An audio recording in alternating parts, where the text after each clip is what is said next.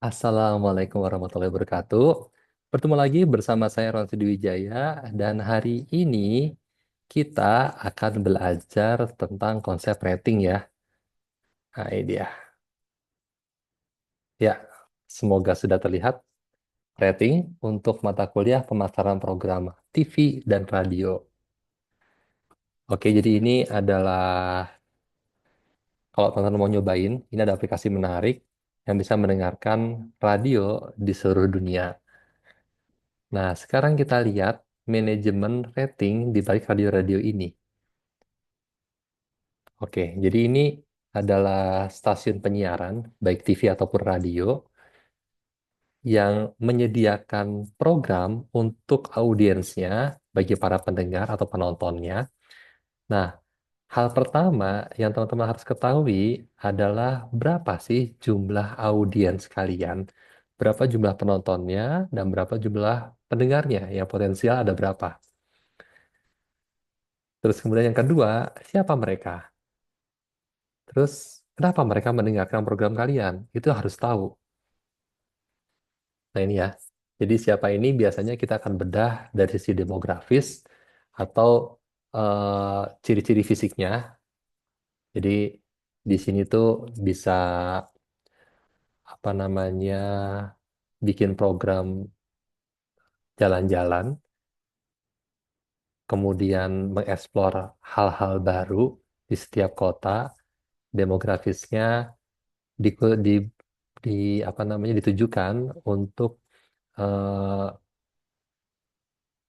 mahasiswa atau pelajar yang belum menikah dan suka menikmati jalan-jalan, berarti di sini konsep jalan-jalannya harus low budget gitu ya. Jadi secara demografis kita akan detilkan profilnya, yaitu mahasiswa atau pelajar, ciri fisik, terus kemudian usianya dari 17 sampai 22 tahun, kemudian jenis kelaminnya, pria dan wanita, terus kemudian status perkawinannya belum menikah, terus tingkat pendapatannya, uang sakunya kira-kira 1 juta per bulan. Nah, kalau psikografis ini adalah ciri-ciri yang tidak terlihat. Jadi gampangannya sih kita tanyain aja, saat punya waktu luang atau ada libur, apa yang kalian lakukan? Jadi psikografis ini tuh kita coba menggali apa sih kesukaan mereka, apa sih hobi mereka. Oke, berikutnya kenapa? Ini tuh kenapa mereka suka dituliskan dari psikografis ya. Jadi di sini psikografis suka jalan-jalan. Terus kenapanya? Kenapa mereka suka nonton program jalan-jalan yang kita bikin di broadcast station kita?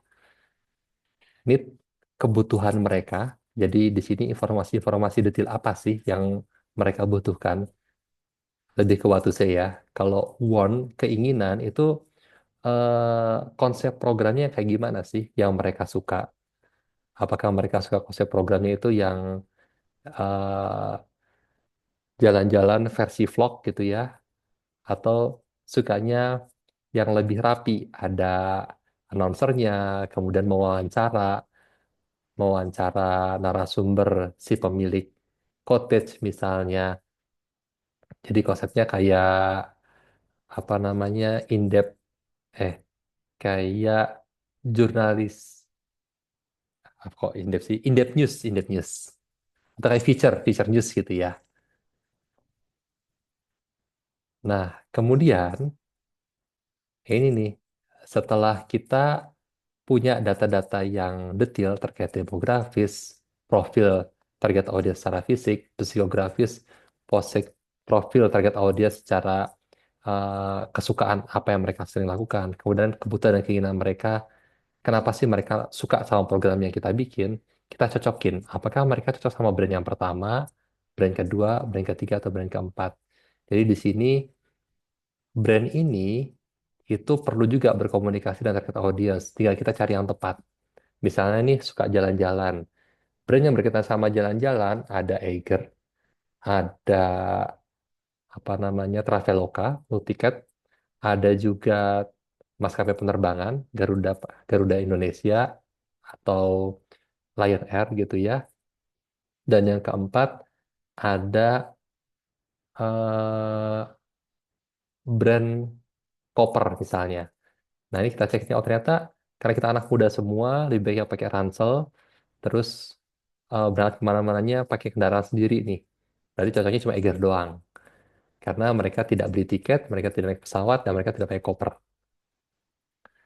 Nah setelah itu, kita hitung biaya per tayaknya, atau istilahnya cost per mile. Nah ini mengacu pada 1.000 audiens.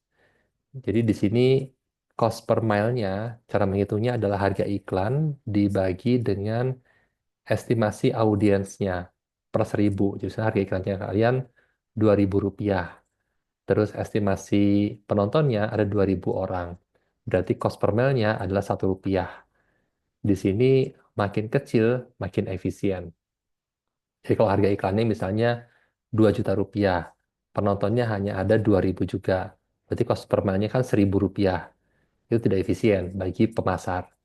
Nah, hal ini yang nanti bisa teman-teman gunakan untuk membuat harga kalau teman-teman bikin film atau bikin konten, kemudian ada brand yang mau masuk nanyain, harganya berapa nih kalau aku endorse? Nah, ini bisa kalian hitung di sini. Toh, kalau teman-teman berbasis sosial media, jumlah followers, jumlah viewers itu bisa dijadikan patokan estimasi audiens. Oke ya, itu tadi materi tentang rating. Terima kasih banyak. Kita ketemu lagi di apa namanya? Di materi selanjutnya. Saya tutup kelasnya. Wassalamualaikum warahmatullahi wabarakatuh.